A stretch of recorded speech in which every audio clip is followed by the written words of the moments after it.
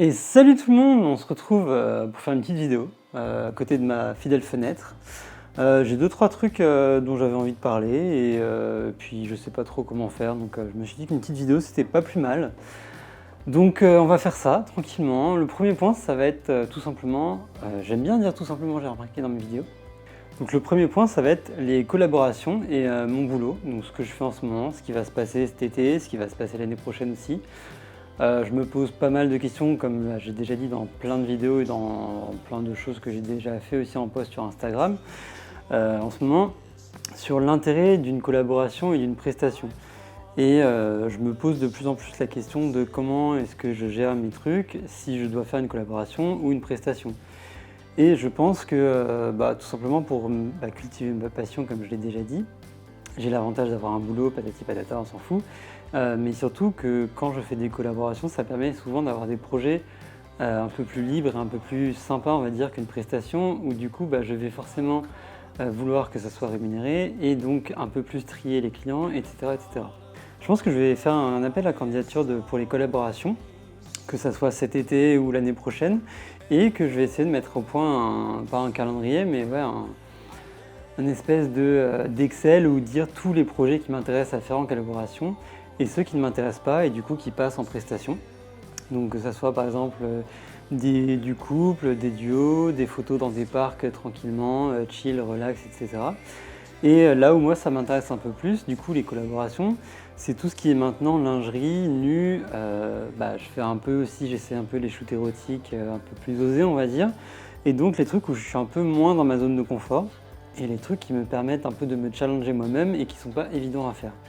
Quand je dis évident, c'est aussi simplement que ça fait 7 ans que je fais de la photo, et depuis que j'ai commencé la photo, des photos portraits dans un parc, je commence un peu à avoir fait le tour et c'est pas des choses qui m'amusent on va dire. Alors que me mettre en difficulté par rapport à quelqu'un qui soit a des complexes, soit n'est pas à l'aise avec son corps, soit en lingerie avec une lumière un peu compliquée, ou encore, je sais pas, un défi qu'on me demande de réaliser, de s'apprécier soi-même, enfin, c'est des trucs qui me challenge un peu plus et qui m'attirent un peu plus aussi. Donc ça va être le premier truc que je vais mettre en place, je pense, parce que j'ai pas envie de me limiter par rapport aux collaborations et si c'est payant, de moins avoir de personnes à prendre en photo, parce que clairement ça me fait chier.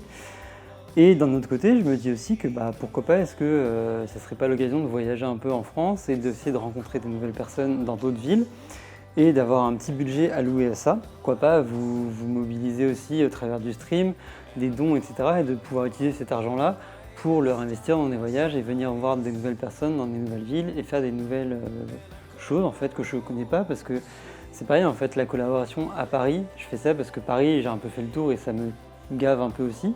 Il y a plein de trucs à faire à Paris, hein. C'est pas un souci, mais j'ai un peu moins la fougue de découvrir Paris de moi-même et de faire toujours la même chose dans des endroits machin.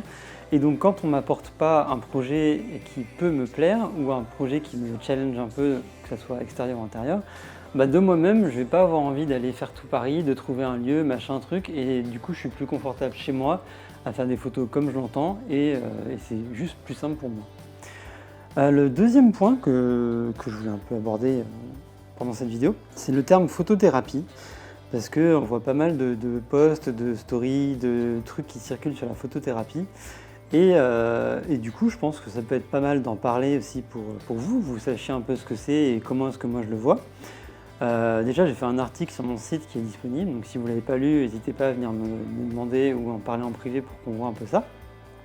Mais en fait, pour moi, la photothérapie, c'est pas, je me targue pas d'être un thérapeute, de vous soigner, de faire quoi que ce soit. Mais en fait, comme je l'ai dit dans mon article, c'est plutôt accompagner une personne par rapport à un mal-être, un complexe, quelque chose qu'elle vit mal, et essayer de mettre en lumière et en beauté sa personne pour lui montrer qu'au final, c'est peut-être pas si terrible que ça. Donc ça a commencé comme ça, avec j'ai eu une dizaine de personnes que j'ai eu en cobaye, on va dire, pour un peu tester le modèle, comment ça marchait, etc. Avec un dialogue, une discussion, des questions et un espèce de suivi. Et je me suis rendu compte que pour certaines personnes, une séance ça suffisait parce que c'était un complexe pas si terrible que ça, c'était des trucs pas très durs on va dire à mettre en lumière. Et d'autres personnes où c'est un peu plus profond le problème, un peu plus compliqué à aborder, un peu plus touchy on va dire. Et donc il faut un peu plus de séances, on va dire, de photos, comme quand on va voir un psy au final ou un médecin qui nous accompagne. La mise en photo et en lumière que j'exerce, pour moi, c'est quelque chose qui n'est pas tac, c'est soigné, c'est réglé. C'est vraiment, j'accompagne la personne pour essayer de prendre avec elle le temps de comprendre ce qui ne va pas, comment est-ce qu'on peut régler ce qui ne va pas et essayer de faire en sorte que ça aille en fait au final et que ça puisse se solver. Donc voilà, c'est très rapide en fait comme point, mais c'est important que ça soit dit, parce que voilà, je ne suis pas un thérapeute. Certes, j'ai fait des études de psycho, mais que je n'ai pas abouti, je n'ai pas de diplôme de psychologue ou de quoi que ce soit. J'ai peut-être de l'empathie qui permet d'aider les gens dans cette voie-là et de les soutenir, on va dire. Mais voilà, au long terme, moi, ce que j'aimerais, c'est prendre contact avec des spécialistes, que ce soit psychologue, nutritionniste, diététicien, voire hypnose, peu importe, des gens qui savent ce qu'ils font, pas que je ne sache pas ce que je fais, mais qui soient spécialisés dans leur domaine et qui puissent accompagner les personnes qui en ont vraiment besoin et pour qui la photo va être un peu limitée et ne va pas vraiment aider dans le problème. Troisième point qui me taraude un peu plus, on va dire, dans un an, un peu moins d'un an, je vais finir mes études et je dois lancer un projet dont j'ai déjà parlé, un projet multimédia et digital qui était donc, comme j'avais parlé de ça, c'était mon projet de faire du streaming, une plateforme Discord pour mettre les gens en confiance, pour parler, avoir une communauté, etc. Il s'avère que, passé le confinement, toute cette mise en place de Discord et de streaming n'est pas tombée à l'eau, mais j'ai un peu moins la motivation de le faire parce que j'ai aussi moins le temps en fait au final, vu que j'ai mon boulot qui a repris à côté et qui me donne moins d'énergie. J'ai moins le temps de streamer, de parler avec les gens et de faire tout ça. Donc j'essaie un peu de me retourner pour trouver une autre solution et une solution digitale qui puisse prendre ma première idée et un peu se diriger sur une nouvelle idée. Et cette nouvelle idée, c'est un peu à la manière de comptes comme Artolic Team qui permet de dénoncer les photographes. Ça serait tout simplement, avant de dénoncer les photographes, mettre en place une plateforme des vrais photographes, si j'ose dire, des photographes de confiance en fait, des modèles de confiance, donc un espèce d'annuaire de personnes qu'on sait qui sont de confiance, qui ont des témoignages, qui ont des critiques, des références et qu'ils sont sûrs à 100% que tout va bien se passer, que ça va être super bien, etc. etc. Donc ça c'est un peu une idée que je ne sais pas trop comment réaliser et je ne sais pas si c'est une bonne idée non plus. Mais voilà, c'est un peu l'échappatoire, on va dire, la deuxième voie, la voie de secours. Je vais essayer de creuser un peu cette idée-là, de voir un peu ce que je peux en faire.